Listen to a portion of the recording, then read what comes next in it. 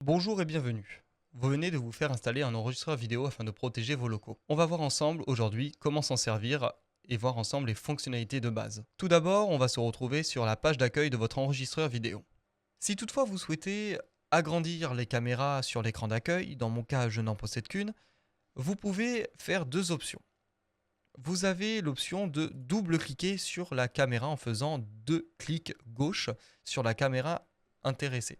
Si vous voulez revenir sur le multi-écran où il y a toutes les caméras, vous refaites un double clic, ce qui va avoir pour conséquence de revenir au menu principal.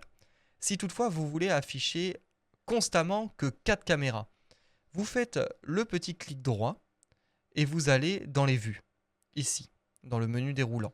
Donc là, par exemple, moi je suis intéressé que par 4 caméras. Donc je fais vue de 4 et je viens chercher ma caméra 1-4. Ça va m'afficher de la première à la quatrième caméra.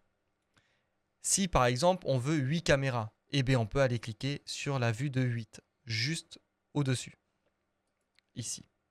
Et ça va afficher une caméra en plein écran et les 7 autres en petit onglet. Il est tout à fait possible d'interchanger et de faire basculer la caméra qu'on veut en plein écran, en plus grand, en double-cliquant dessus. Admettons, je veux ma caméra qui est en bas à droite sur le plus gros canal. J'appuie 2 fois dessus et ça va me mettre ma caméra en plein écran et les autres en petit. Pour revenir à un affichage classique, vous refaites un clic droit et vous sélectionnez la vue dont vous avez besoin, donc la vue de 4 par exemple. Sur cet enregistreur-ci qui est pour les tests, on va retrouver une seule caméra de brancher pour nos tests et 7 autres canaux qui sont vides, c'est-à-dire que l'enregistreur peut aller jusqu'à 8 caméras en simultané. Dans notre cas, on n'en a qu'une. Nous allons voir comment se connecter à votre interface utilisateur. Vous allez tout simplement prendre la souris et vous allez faire un clic droit, peu importe sur l'écran, afin d'afficher ce menu déroulant. Vous allez aller cliquer sur menu principal en faisant un clic gauche. Cela va vous ouvrir une fenêtre de dialogue afin de se connecter. Ici, vous allez retrouver le nom d'utilisateur déjà pré-rempli et vous allez sélectionner le client. Ensuite, vous avez juste à rentrer votre mot de passe. Dans ce cas-là, et client33 avec un C majuscule. Vous avez juste à appuyer quelques fois sur Shift afin de faire basculer les lettres en majuscules. Et afin de repasser en minuscule, vous rappuyez une fois sur Shift et on repasse avec des lettres en minuscules. On remplit le mot de passe. Et si on veut être sûr qu'on ait rentré le bon mot de passe, n'hésitez pas à cliquer sur le petit œil juste ici en faisant un clic gauche qui va nous révéler le mot de passe que l'on vient de taper et on a juste à faire OK. On arrive sur la seconde fenêtre d'accueil de l'enregistreur. On va avoir ici différents menus. Celui qui va nous intéresser en premier, ça va être Recherche. Ici, c'est la fenêtre de visualisation, la fenêtre noire. À droite, on va retrouver un calendrier. Juste en dessous, on va retrouver les différentes caméras qui peuvent être branchées sur l'enregistreur. En dessous, on va retrouver ce qu'on appelle la barre de temps.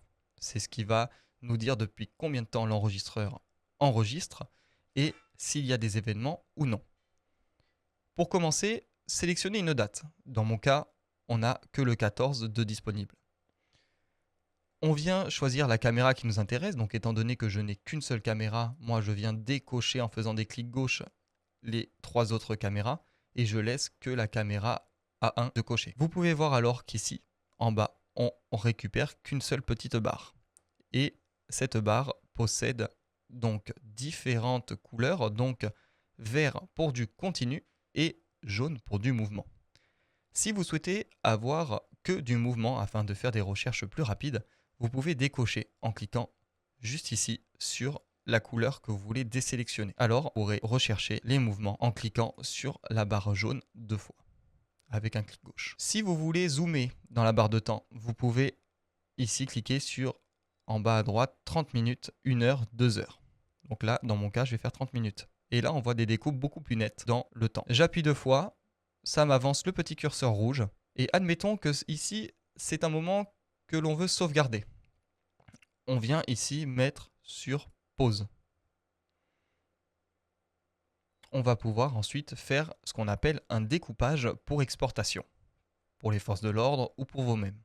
L'incident que je veux par exemple relever est aujourd'hui à 9h50.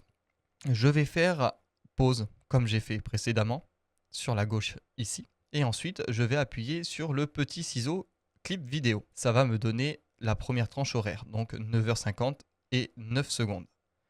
Et admettons que la fin de mon événement intervient ici à, on va dire, 51 ici. Je remets sur pause et je refais un coup de ciseau. Et là, on peut voir que la tranche horaire commencera de 9h59 secondes à 9h51 et 38 secondes. Vous n'avez plus qu'à brancher la clé USB sur l'enregistreur. Vous avez deux ports de disponibles, un à l'avant et un à l'arrière. Une fois que vous avez fait vos découpes, on peut voir que la tranche horaire du coup va se situer du début donc à 9h50 et 9 secondes jusqu'à notre fin qui est 9h51 minutes et 38 secondes. Vous n'avez plus qu'à cliquer sur la disquette ici qui apparaît en surbrillance bleue. On peut voir que notre disque dur ou clé USB est bien reconnu. Donc tout est coché de base. N'hésitez pas à choisir le format du fichier et de le passer en MP4 si il est en DAV. Et ensuite, vous n'avez plus qu'à faire sauvegarder et ensuite vous faites OK. Ainsi, une barre de progression apparaît et un message de remarque s'affiche en vous disant sauvegarde terminée. Vous n'avez plus qu'à faire OK. Clic droit pour revenir en arrière. Clic droit jusqu'à revenir à l'accueil principal. Vous avez maintenant toutes les bases afin de pouvoir vous servir de votre enregistreur vidéo. Si vous rencontrez toute difficulté, n'hésitez pas à vous rapprocher du service technique de votre installateur.